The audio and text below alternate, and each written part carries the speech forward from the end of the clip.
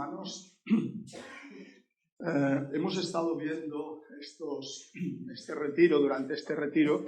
Primero, mis conferencias empezaron con la persona de Jesús, la identidad de Jesucristo y qué dicen los hombres, qué han dicho los seres humanos sobre Jesús a lo largo de la historia. Ayer estuvimos viendo cómo ese Jesús puede hacernos crecer personalmente y colectivamente, no solo como individuos, sino como congregaciones, como iglesia. Y hoy vamos a ver, para acabar, cómo podemos vivir esa unión, ese crecimiento que hemos adquirido en el Señor, cómo lo podemos vivir desde el Evangelio, pero arraigados en esta sociedad en la que estamos. Fijaos que parece como que todos los conferenciantes nos hubiésemos puesto de acuerdo con el tema, pero no ha sido así, ¿eh? Aquí cada uno viene de París, el otro de Japón, el otro de Cataluña, que aún está más lejos, y el Señor nos ha motivado para que todos los temas coincidan, ¿verdad?, en lo que el Espíritu Santo quiere que digamos. Fijaos, viviendo el Evangelio. El apóstol Pablo escribe a los romanos y escribe a los cristianos de Filipos y les dice estas cosas. Porque en el Evangelio la justicia de Dios se revela por fe y para fe, como está escrito, mas el justo por la fe vivirá. O sea, la fe da vida. Una vida especial. Aparte de una vida física, material, una vida espiritual, una vida trascendente, una vida que no se va a acabar jamás. Y a los de Filipos les dice, porque para mí el vivir es Cristo y el morir ganancia. ¿Cómo podemos vivir el Evangelio hoy, en la actualidad, en el siglo XXI, en esta sociedad tan ajetreada, tan diversa, tan plural como la que estamos viviendo hoy? ¿Se puede seguir viviendo el Evangelio en esta sociedad? Cuando uno mira hacia atrás, al siglo XX, se da cuenta de que los profetas de la sociedad del siglo XX, la mayoría se equivocaron cuando hablaron de la religión, de la religiosidad. Por ejemplo, Freud, el psicoanalista, el gran psicólogo, Freud se equivocó cuando habló y dijo aquello de que la religión era la neurosis de la sociedad, que la religión era una enfermedad mental, que la religión se acabaría, que lo que predominaría sería la ciencia. No ha sido así. No ha sido así. Se equivocó completamente, porque la religión no es ningún trastorno mental. La religión es una realidad arraigada en el alma del ser humano. Amén. El opio del pueblo de Marx. ¿Qué dijo Marx? La culpa de todo la tiene la religión. Posiblemente tenía parte de razón, no se la vamos a quitar, pero que la religión como religión sea la droga que hace que los pueblos pierdan su identidad, eso es un error. Hoy sigue habiendo religión por todo el mundo. La religión no es el opio del pueblo, como dijera Marx. El desencantamiento del mundo de Max Weber. Max Weber fue un gran sociólogo que se dedicó a estudiar las religiones en el mundo, sobre todo el cristianismo, y llegó a decir que la sociedad se había racionalizado y había dejado de ser mística, había dejado de ser religiosa, y que la religión moriría, desaparecería de la sociedad. No ha sido así. Se equivocó. El superhombre de Nietzsche, como Dios ha muerto, dijera él, el ser humano tiene que ocupar el lugar de Dios. El hombre es su propio Dios. Dios es lo que quiera ser el hombre. Es lo que vino a decir Nietzsche. Y el hombre, según él, se iría a convertir en el superhombre. El superhombre de Nietzsche. Es verdad que todas estas teorías que pronosticaban la muerte de Dios y la muerte del cristianismo, en realidad era eso lo que quería decir Nietzsche, todas estas filosofías, estas ideologías, no acertaron, fracasaron. ¿Por qué? Porque hoy sigue habiendo millones de creyentes por todo el mundo. Con lo cual, eso es la demostración palpable de que se equivocaron. Sin embargo, hermanos, yo creo que nosotros hoy debemos reconocer que la religión en Europa ha cambiado. Quizá en otros continentes no ha cambiado tanto, pero en Europa la religiosidad ha cambiado. Sobre todo el cristianismo. El cristianismo ha cambiado su práctica, ha cambiado su vivencia personal. Los cristianos hoy vivimos nuestra fe de diferente manera a como se vivía hace 100 años. La sociedad ha cambiado la forma de mirar y de ver el fenómeno religioso. Pero ojo, yo creo que no hay que tenerle miedo a eso.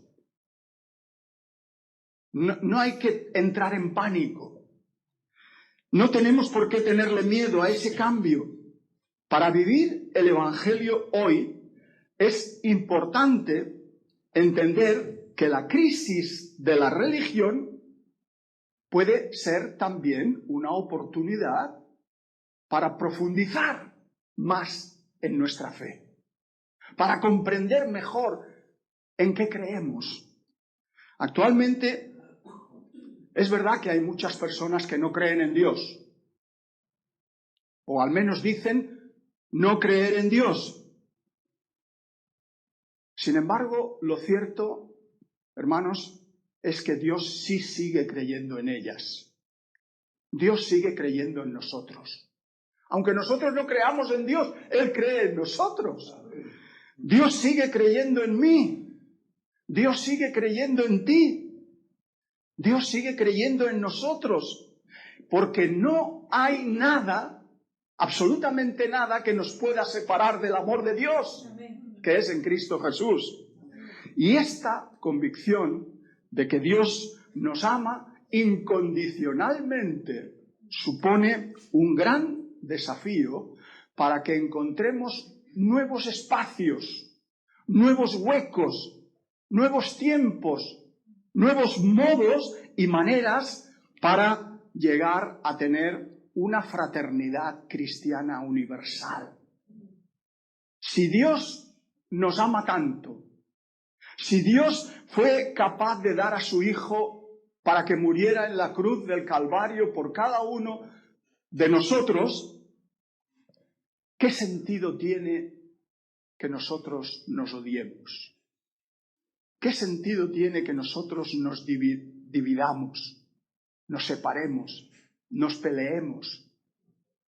Desde la perspectiva cristiana, el amor, la fraternidad, la solidaridad, etcétera, no pueden ser una utopía, algo inalcanzable, un ideal al que nadie llega. Es tiempo de empezar a matar a todos esos diosecillos que nos hemos ido creando a lo largo de la historia y que nos rodean, que hemos fabricado nosotros mismos, para dar y dejar paso al único Dios verdadero, que es el Dios de la paz, el Dios del amor, el Dios de la misericordia. El rechazo del cristianismo en Europa puede tener varias causas. ¿Por qué se rechaza hoy el cristianismo en Europa? Seguramente una de las causas principales de por qué se rechaza al cristianismo hoy pudiera ser por lo que comentábamos el otro día. El cristianismo dejó de ser como eran los cristianismos del primer siglo y se convirtió en una religión institucionalizada. Una religión institucionalizada que no se quedó ahí, sino que se alió con los poderes políticos del mundo. Aquello de dad al César lo que es del César y a Dios lo que es de Dios, no se puso en práctica. El cristianismo no debió convertirse nunca en una religión en el sentido de separar a una parte pequeña, los jefes, los líderes, los pastores, el clero, de los demás creyentes. Esto lo decíamos también ayer.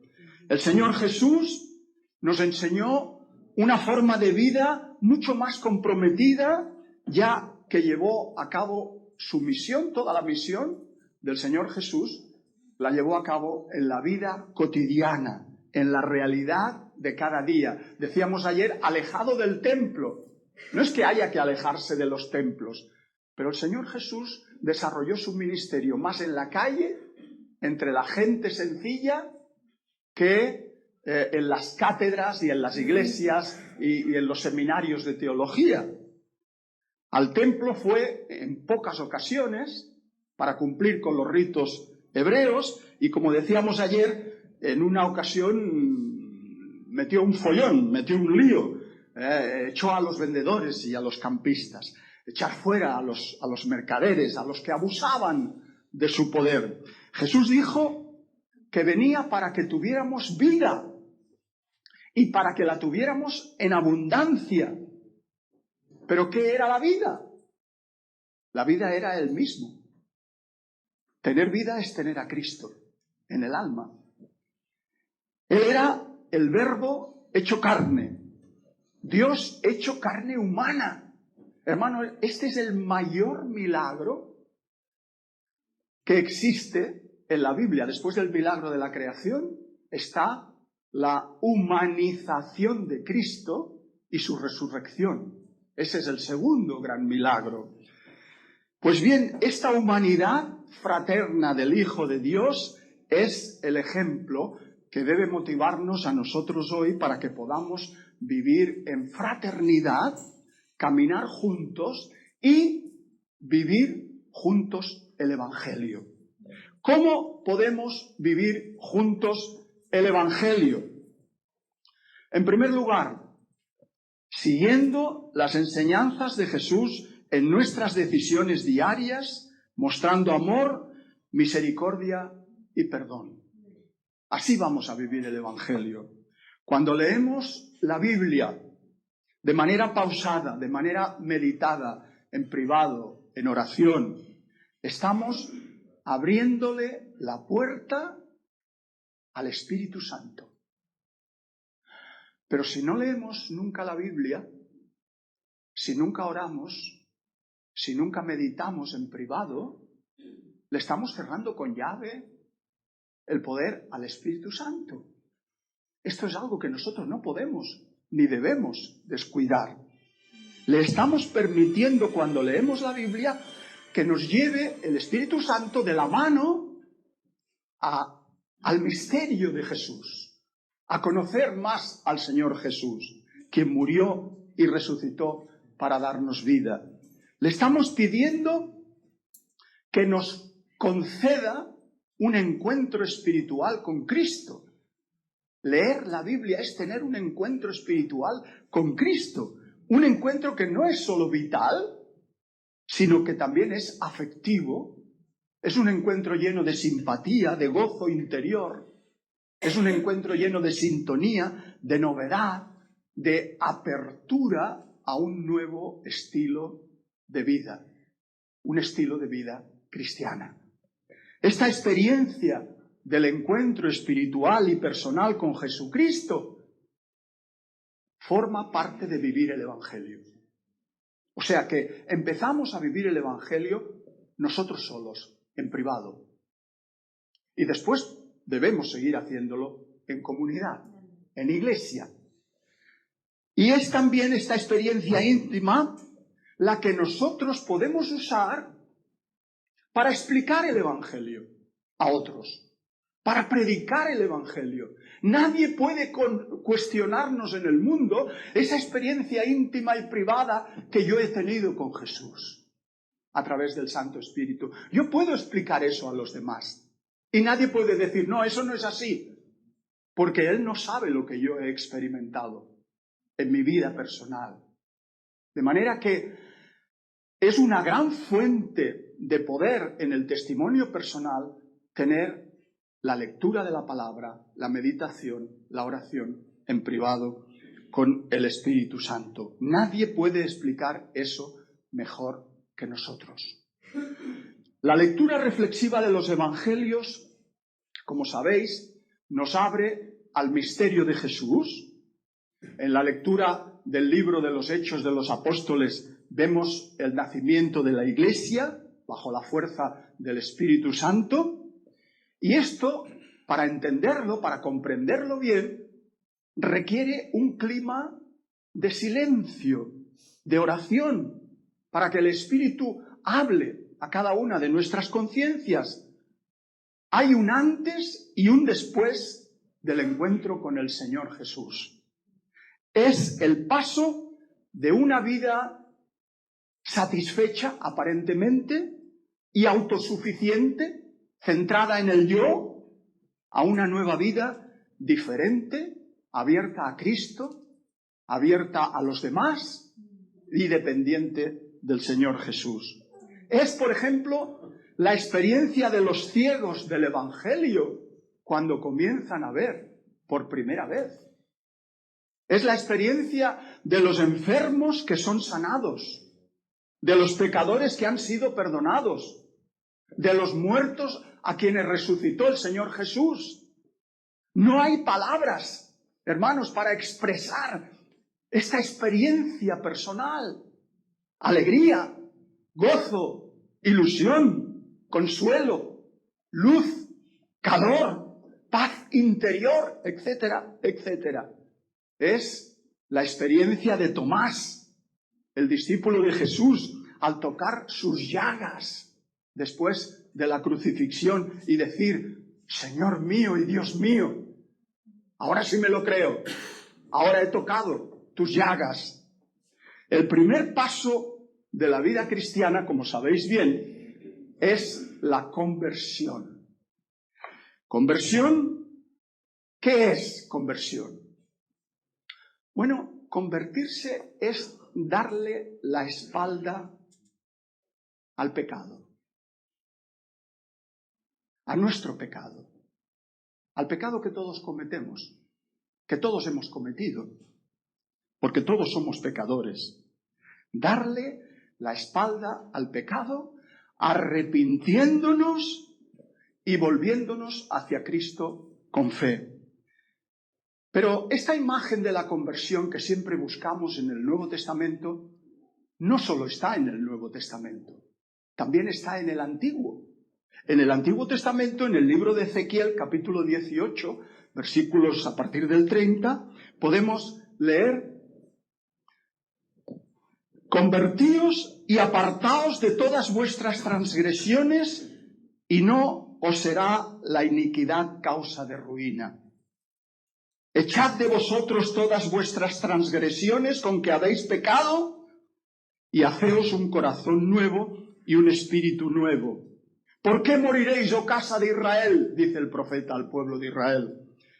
Porque no quiero la muerte del que muere, dice Jehová el Señor. Convertíos, pues, y viviréis. Eso se le dice ya a Israel. Convertíos de vuestras malas acciones y viviréis. Hermanos, yo no sé si aquí, todos los que me estáis escuchando hoy, estáis convertidos. Si hay alguien que no se ha convertido todavía, que no se ha entregado a Cristo, para eso es este retiro. Si hay alguna persona que no ha entendido todavía el Evangelio, aquí estamos preguntándonos, inquirirnos. Deseamos hablaros del Evangelio. Deseamos que cambiéis de vida, que cambiéis de mentalidad espiritual, que os entreguéis a Jesucristo. No queremos hacer ningún partido político, no queremos dinero. Queremos que os pongáis en paz con Dios. También el apóstol Pedro predica en este sentido, hablando de la conversión. En el Nuevo Testamento, en el libro de los Hechos, capítulo 3, dice Pedro: así que arrepentíos y convertíos para que sean borrados vuestros pecados, para que vengan de la presencia del Señor tiempos de refrigerio. Por supuesto, donde más se abunda en la conversión es en el Nuevo Testamento, porque la conversión tiene 3 aspectos inseparables: reconocimiento de la culpa, arrepentimiento verdadero y fe. Fe que el Señor Jesús es el Hijo de Dios, es Dios hecho hombre. Reconocimiento de la culpa. Tanto en el Antiguo como en el Nuevo Testamento se entiende por culpa la responsabilidad que tiene cada criatura, cada ser humano, de su propia conducta. La responsabilidad que yo tengo de lo que yo he hecho, de mis actos, eso es la culpa. Cuando yo sé que he hecho algo que no está bien, que disgusta a Dios, que le hace sentirse mal, eso es culpa.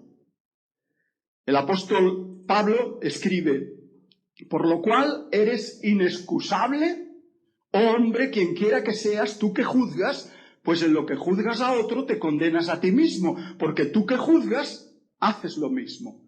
Aquí Pablo nos está diciendo que los seres humanos no tenemos excusa delante de Dios por nuestra maldad, por nuestro pecado. Somos inexcusables. Un poco más abajo, en Romanos capítulo 1, Pablo sigue diciendo: porque las cosas invisibles de Él, de Dios, su eterno poder y deidad, se hacen claramente visibles desde la creación del mundo, siendo entendidas por medio de las cosas hechas, de modo que no tienen excusa. No tenemos excusa para negar a Dios, porque Dios se hace palpable en el mundo. Por poco que uno conozca de la creación, se da cuenta de que esto no se ha podido crear solo. Negar a Dios es egoísmo humano, no es evidencia científica. Según Pablo, ningún ser humano puede excusarse delante de Dios. Todos, sean gentiles o judíos, estamos abocados a la muerte y por ello dependemos de una gracia libre y gratuita de Dios que se manifiesta en Jesucristo. Eso es lo único que nos puede salvar. Nosotros no podemos salvarnos a nosotros mismos. Él, Jesucristo, tomó sobre sí nuestra sentencia de muerte y nos liberó de la culpa. ¿De qué culpa nos liberó Jesucristo? De nuestra conducta incorrecta, que casi siempre va en contra de la voluntad de Dios. ¿De qué culpa nos liberó Jesucristo? Del pecado de la incredulidad, de no querer aceptar la voluntad de Dios en nuestra vida. ¿De qué culpa nos liberó Jesucristo? De no estar dispuestos a dejarnos transformar por Dios. Y de esta manera nos perdemos a nosotros mismos porque desconocemos cuál es el sentido último de nuestra existencia. Cuando el ser humano expulsa al Creador de su vida, cuando le desobedece, adopta el mismo pecado original que adoptaron Adán y Eva: orgullo e independencia. El hombre quiere ser independiente. El orgullo humano nos lleva a no querer depender de Dios. El hecho de no aceptar que fuimos creados por Dios, de no aceptar nuestro ser a partir de Dios, que es nuestra mismísima esencia humana, Esto es lo que la Biblia llama culpa humana. Porque el que no ama a Dios tampoco puede amar con derecho y justicia a su prójimo. Por eso, el hombre moderno, el ser humano contemporáneo, al reprimir esos sentimientos de culpa en relación a Dios, al reprimir su propia conciencia, da rienda suelta a impulsos destructivos y desintegrantes. Al no querer vivir como Dios quiere que vivamos, generamos problemas tremendos en nuestro mundo. Sin embargo, a la persona que descubre su culpa a partir de Jesucristo, se le presenta la posibilidad de la confesión de sus pecados como paso liberador delante del Señor Jesús.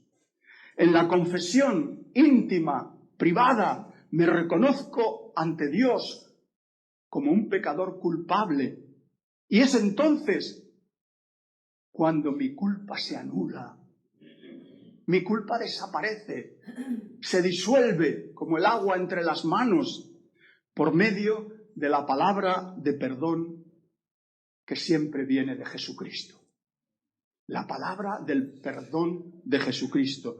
Por encima de la culpa está el amor perdonador del crucificado. O sea, primero, reconocimiento de la culpa. Segundo, confesión. Tercero, arrepentimiento. Cuarto, fe en que el Señor Jesús es el Hijo de Dios. Y testimonio público, bautismo público. Ese es el proceso de la conversión del creyente. Arrepentimiento.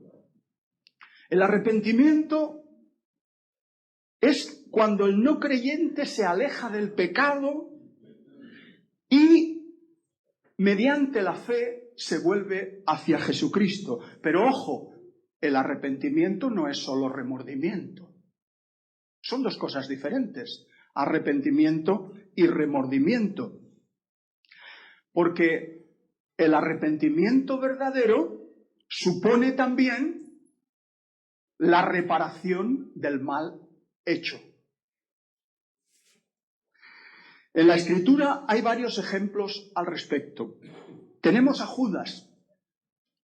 Judas, el discípulo de Jesús, que le traicionó. Judas sintió remordimiento verdadero al traicionar a Jesús. Sintió remordimiento por haber ganado esas 30 monedas de plata, pero Judas no experimentó verdadero arrepentimiento. Se quedó en remordimiento, no en arrepentimiento, porque Judas salió, fue y se ahorcó. Su remordimiento le hizo sentirse culpable, pero ese remordimiento no fue suficiente para superar la acción destructiva del pecado. Su remordimiento no fue suficiente para arrepentirse verdaderamente y pedirle perdón a Cristo. No le pidió perdón a Cristo. En cambio, tenemos otro ejemplo contrario.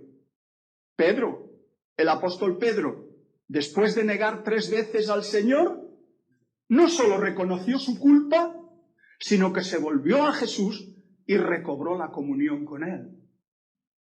Judas y Pedro responden al pecado de manera diferente, de manera contraria. Pedro se vuelve hacia Jesús, después de llorar amargamente, y quiere seguir dependiendo de él en todo. Reconoce que su vida no tiene sentido alejado del Maestro.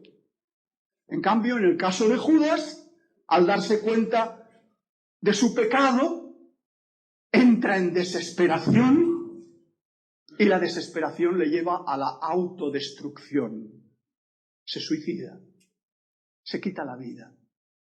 Sin embargo, hermanos, el auténtico arrepentimiento no es algo opcional, es indispensable en la vida del creyente. es una parte esencial del Evangelio cristiano. Tanto en la predicación de Juan el Bautista como en la de Jesús, el arrepentimiento tiene un lugar muy destacado. Fijaos que en Mateo se nos dice, en Mateo 3 y Mateo 4, tanto Juan el Bautista como Jesús repiten la misma frase: arrepentíos porque el reino de los cielos se ha acercado. Arrepentíos. El arrepentimiento es algo prioritario.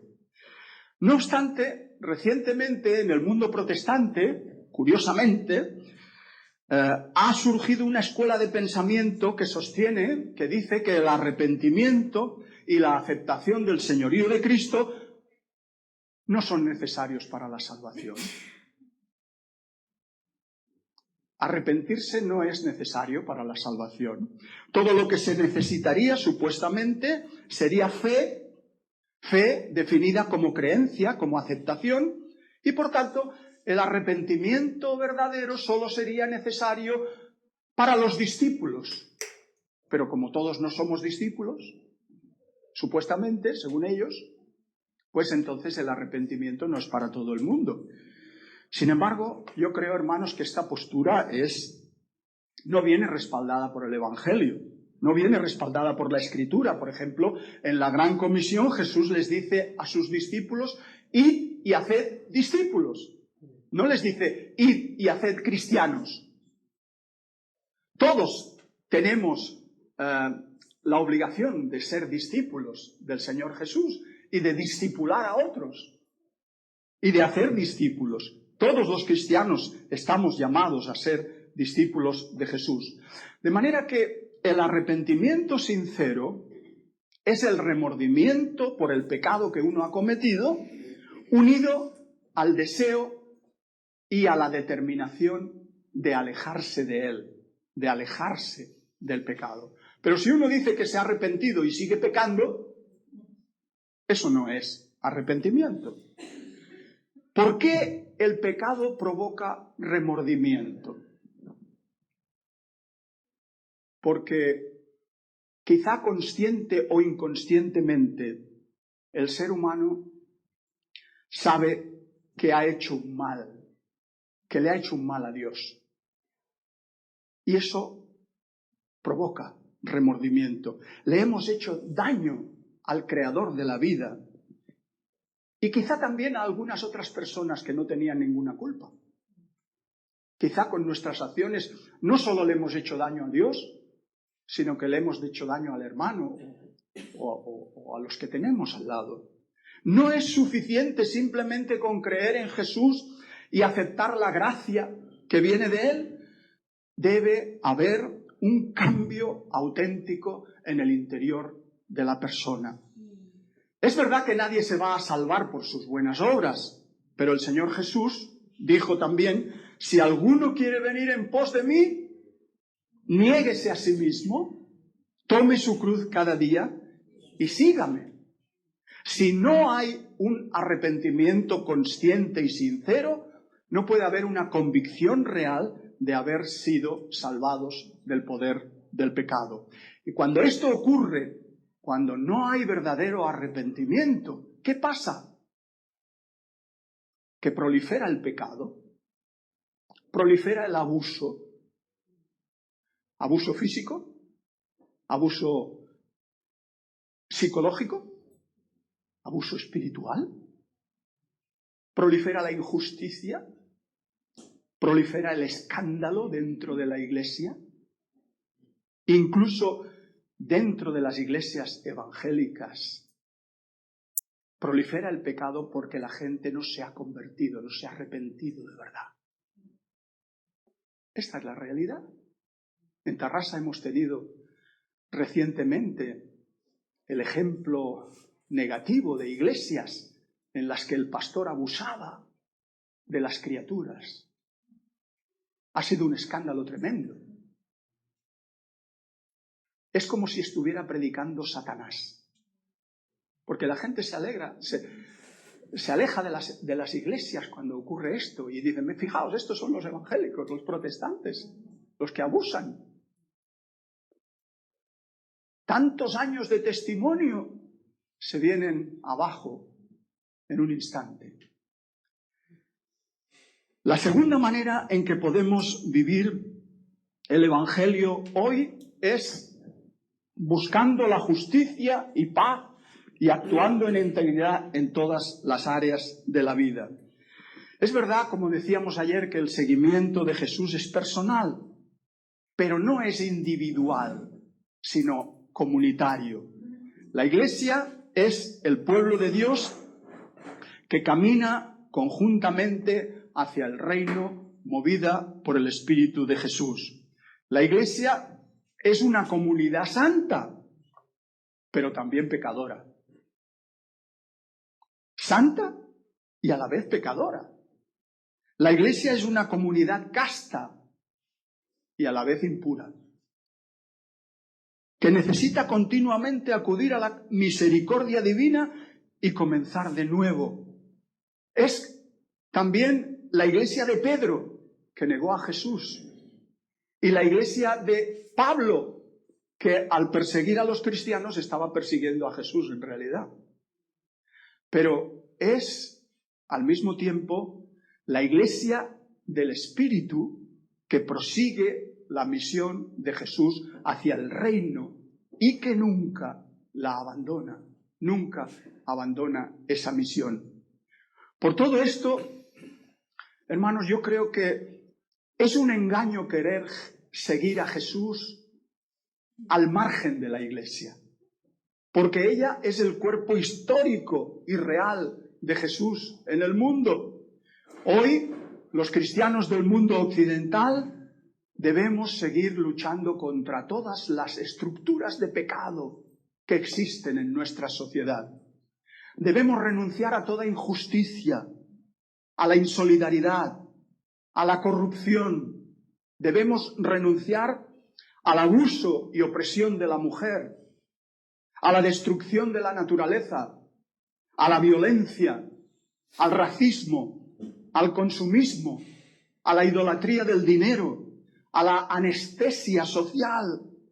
Nadie puede pretender tener una relación con Dios si no tiene también una relación con los otros, una relación de corazón, de intimidad, de empatía, de ser con y para los otros. Tenemos que aprender a tener un corazón que sea capaz de latir al ritmo del corazón de Dios. Un corazón capaz de latir al ritmo del corazón de Dios. Europa y en general el norte del mundo han venido, como sabéis, explotando y dominando al sur durante siglos. Eso es una realidad histórica. Y hoy continúa dominándolo, el norte al sur, a través de empresas multinacionales. La cultura del bienestar y del progreso europeo, de que hablábamos ayer, tiene oscuras raíces coloniales en el pasado y neoliberales en el presente. Los cristianos no podemos acercarnos a Jesús desde nuestro mundo de Europa, de la Europa occidental, sin escuchar la voz de los débiles, de los pobres, de los mártires, de las víctimas, de las estructuras de pecado, porque el clamor de esas criaturas llega al cielo. Por eso tenemos que confiar en lo que dice el Señor Jesús y desconfiar de toda iniciación al cristianismo que se reduzca a una mera mística espiritual, individual.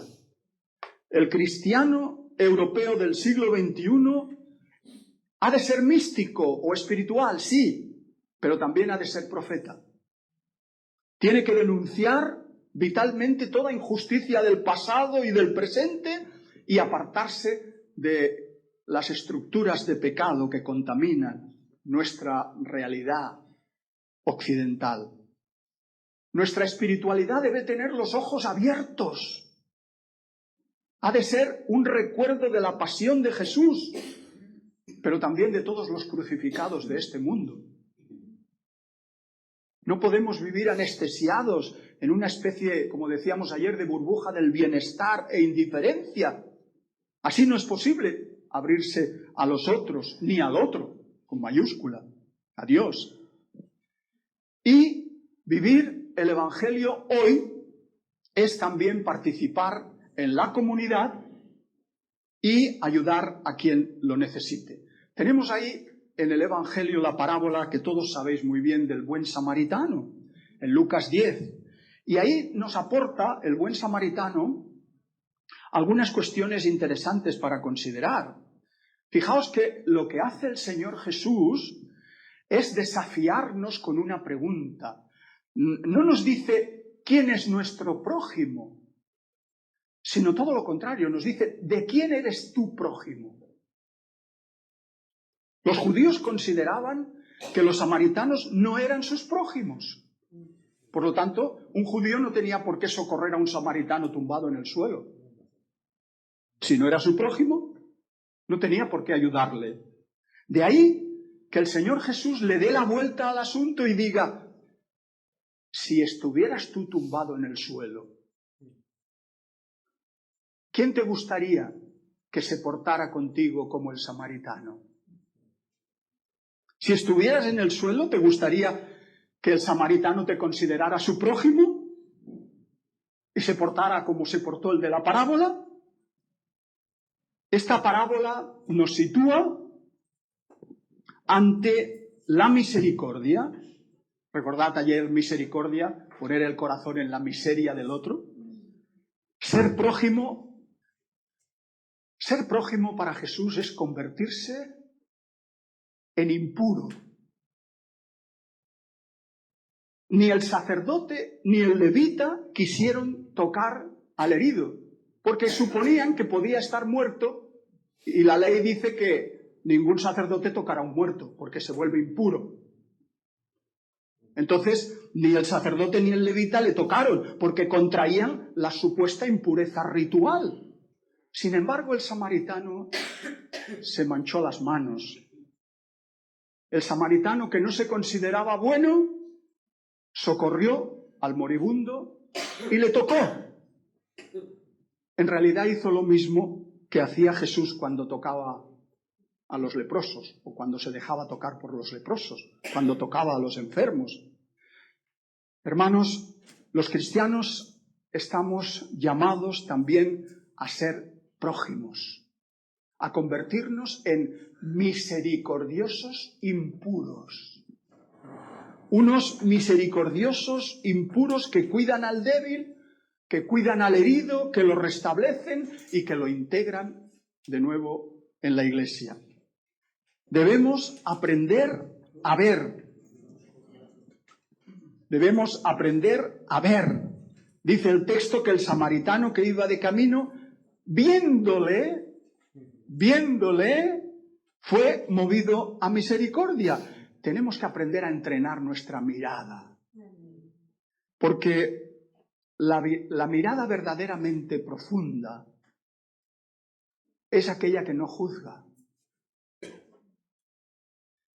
Mirar y ver no es lo mismo. Todos los que pasaron por allí vieron al mismo hombre medio muerto, tumbado en el suelo.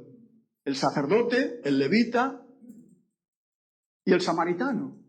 Pero fue solo este último, el samaritano, quien, además de ver, miró con compasión. Todos vieron, pero solo uno miró. Solo uno miró de verdad. Solo uno miró con amor. Entrenar la mirada es eso. Es ver, ¿sí? Y mirar. Ver y mirar. Cuando miramos ciertas realidades o vemos sufrir a la gente que nos rodea, se nos conmueven las entrañas. Nuestro cerebro está protegido por un cráneo duro, de hueso. Nuestros pulmones y nuestro corazón están protegidos por las costillas. Sin embargo, las entrañas están completamente desprotegidas. Y según la Biblia, es ahí donde prospera la misericordia. En las entrañas, en lo más desprotegido, en lo más frágil. Tenemos un Dios que hace de tripas corazón y nos enseña a hacer lo mismo. Nosotros tenemos que aprender también a hacer de tripas corazón. Tenemos que ser fuertes en la fragilidad. El último punto, ser fuertes en la fragilidad. A los cristianos nos tiene que pasar lo mismo que a esas piezas japonesas de cerámica que hay. Son unas piezas de porcelana que son muy caras, pero también son muy frágiles. Se caen al suelo y se rompen. Y cuando se rompen, estas piezas se recomponen mediante una técnica japonesa que se llama, en japonés, kintsugi. Kintsugi significa reparación en oro, con oro, que consiste en reconstruir, coger los trocitos de la pieza y pegarlos con oro líquido, pero con oro de verdad. Pero claro, respetando las cicatrices. Cuando la pieza está reconstruida se le ven las cicatrices, las huellas de la rotura. Está reparada con oro. Pero entonces, ¿qué ocurre? Que la pieza es muchísimo más valiosa que antes. Porque lleva oro. Experimentar la fragilidad, hermanos, nos da más valor. Nos da más valor porque nos permite comprender que no somos mejores que nadie, que también nos podemos romper. El cristiano es frágil, se puede romper. No estamos libres de vivir ni de padecer lo mismo que les ocurre a otras personas que no son cristianas. Ser prójimos tiene consecuencias para nuestra vida, porque podemos rompernos. Pero hermanos, ¿sabéis una cosa? El que se ha roto tiene más valor y es más fuerte que antes, porque ha experimentado la fragilidad. Es más fuerte, más valioso. Y por último, vivir el Evangelio es también compartir nuestra fe de manera respetuosa con los demás. Hoy no tenemos que evangelizar a los judíos, aunque buena falta les hace, como hacían los discípulos de Jesús. Los discípulos de Jesús evangelizaban y predicaban el Evangelio básicamente a los judíos. Tampoco tenemos que evangelizar a los gentiles, como los gentiles de la antigüedad, como hacía el apóstol Pablo. Ahora se trata de predicar el Evangelio a ciudadanos de una región, Europa, que ha tenido raíces, que ha tenido cultura cristiana, pero que hoy vive en un contexto secularizado. Que viven en un mundo postcristiano, plurirreligioso, indiferente, agnóstico, inmerso en una especie de ateísmo posmoderno que lo contamina todo. Para muchas personas, especialmente para los más jóvenes, el cristianismo es hoy algo completamente desconocido. Es algo que les resulta extraño. Así como para nosotros, nuestras generaciones, los que estamos aquí, tenemos una cultura cristiana. Los jóvenes hoy no tienen esa cultura. Nadie fuera de la iglesia les ha hablado de la Biblia, ni de los profetas, ni de Jesucristo. No saben casi nada de eso. Es algo...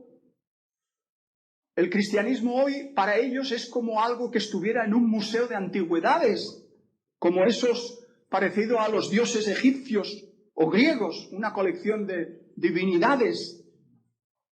Viven en el mundo secular, en un mundo técnico, científico, con otro lenguaje, con otra simbología, con otras formas de adquirir conocimientos. Pues bien, es a esas personas a quienes debemos evangelizar.